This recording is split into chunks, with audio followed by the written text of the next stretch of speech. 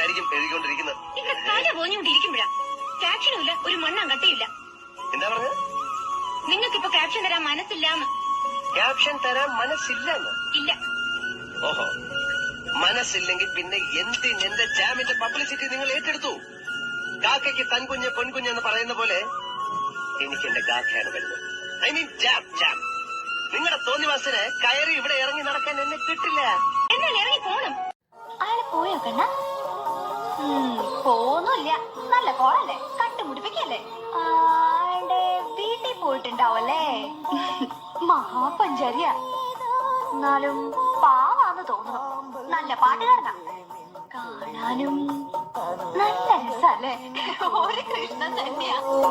എന്നൊരു സ്പെഷ്യൽ കേസായിട്ട് എടുക്കണം.